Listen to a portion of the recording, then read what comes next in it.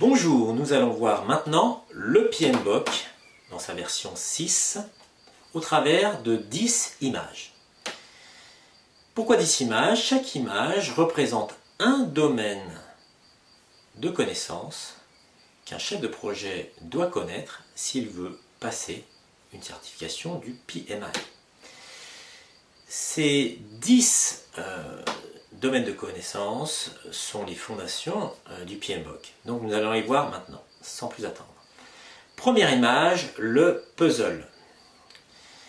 Il faut voir un projet comme un ensemble composite de différentes parties et de différentes parties prenantes qui vont mettre ensemble des résultats qui peuvent être d'abord une définition d'un besoin, qui peuvent être aussi du développement, de l'analyse, de la conception, des tests, de la mise en production, bref, différentes pièces au puzzle. Ça c'est le point numéro 1. Point numéro 2, dessin numéro 2, nous voyons quelqu'un en train d'écrire la gestion des exigences, la gestion des besoins. On ne commence pas un projet sans savoir où est la vision, qu'est-ce que veut le client, qu'est-ce que veulent les utilisateurs. Donc nous allons voir la gestion du périmètre. C'est très important de définir son périmètre avant de commencer son projet, tout simplement parce que sinon à la fin du projet on va découvrir que ce n'est pas exactement ce que voulait le client. Et bien sûr, c'est le drame. Troisième point, même si bien sûr les points n'ont pas vraiment d'ordre, tout est important dans tous ces 10 points, la gestion du temps, la gestion de l'échéancier, la gestion du calendrier, du planning on dirait en français. Un chef de projet est attendu sur sa capacité à anticiper, à prévoir, même si bien sûr il y a des aléas, et quel que soit le type de planification. On peut très bien être en planification agile, c'est-à-dire incrémentale, mais on peut aussi être en planification plus traditionnelle, avec des cycles de type en cascade. Donc ça c'est la gestion de l'échéancier. La gestion du budget, un chef de projet est le gardien des moyens, on pourrait dire. Alors même si ce n'est pas de l'argent directement, on peut gérer des ressources, des développeurs, des intégrateurs, des sous-traitants. On parle alors souvent parfois de jours hommes ou de contrats. Mais on peut aussi gérer un budget dans une monnaie, en euros, en dollars, en CFA, que sais-je. Voilà, donc ça c'est la gestion de budget. Dans ce domaine de connaissances, vous verrez les formules importantes à connaître pour voir si on gère correctement ses finances. Autre point, autre schéma, la gestion de la qualité. La qualité, on en parle souvent beaucoup, mais on se vante souvent aussi des qualités que l'on n'a pas. Donc il faut être capable d'objectiver la qualité, la rendre là aussi le plus indépendante possible, la plus objective, être capable de donner une bonne image de ce que le projet est en train de faire, de ce que le projet est en train de réaliser en termes de produits, mais aussi en termes de processus, de gestion de projet.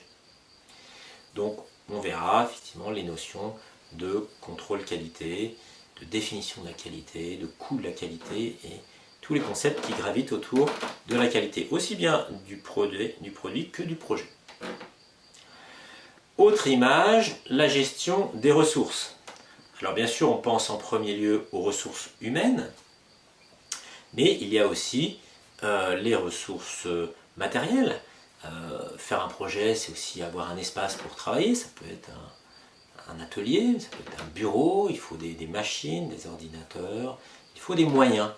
Et cette gestion des ressources, eh bien, il faut qu'elle soit aussi bien faite parce que si on n'a pas les ressources au bon niveau ou au bon niveau de compétence, donc pas seulement la quantité mais encore la qualité, à ce moment-là, le projet aura beaucoup de mal à se terminer.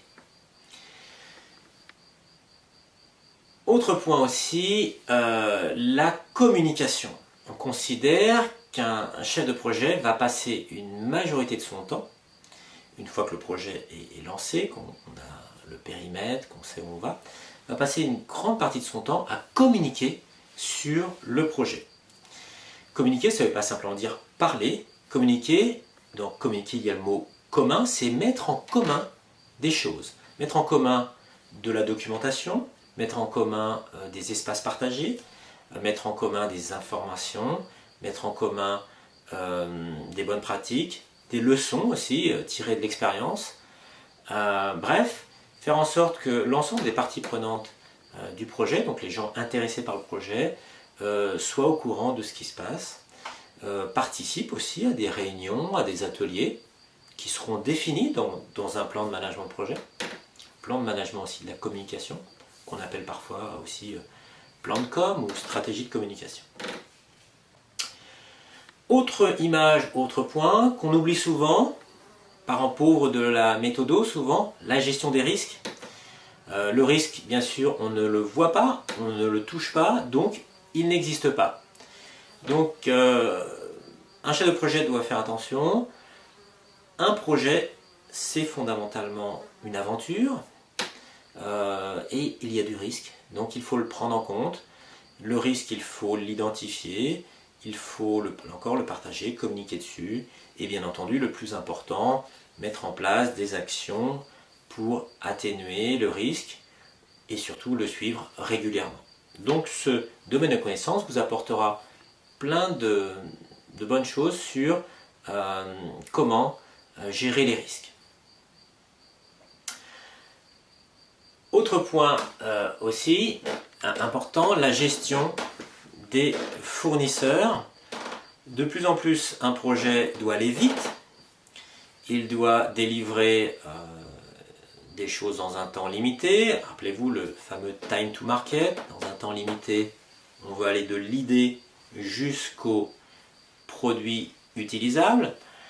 Eh bien, les fournisseurs sont souvent un accélérateur sur un projet. Pourquoi?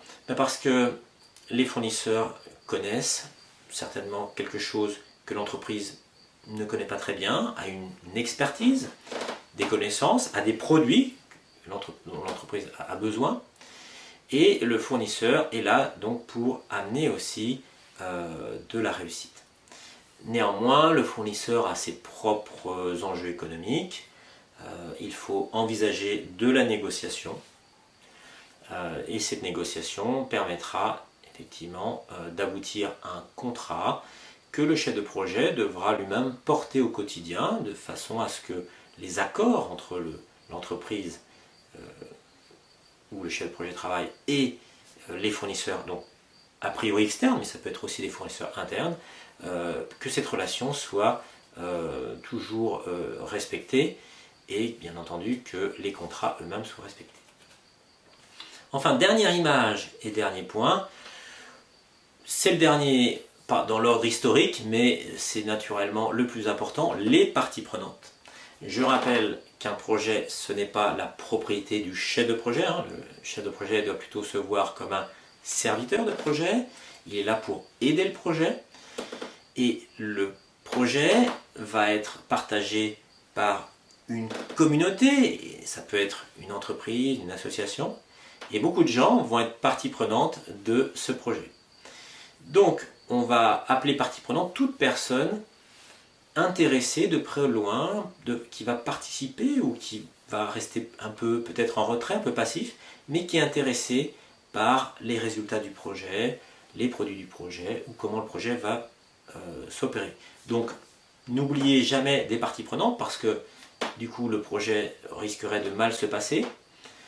N'oubliez pas que dans une entreprise, bien sûr, le patron est partie prenante, même s'il n'est pas au quotidien sur le projet, les gens qui s'occupent de la finance, le DAF, mais aussi les ressources humaines qui fournissent le personnel, le service des achats.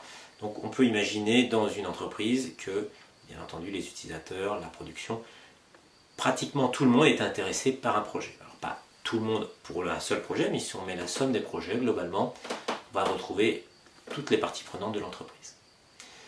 Voilà, donc vous avez vu en une seule slide en raccourci avec simplement 10 images, un résumé de ce que porte le PMBOK, les fameux 10 domaines de connaissances. Et on pourrait presque dire 10 domaines de compétences. Voilà, c'est tout pour le moment. À bientôt!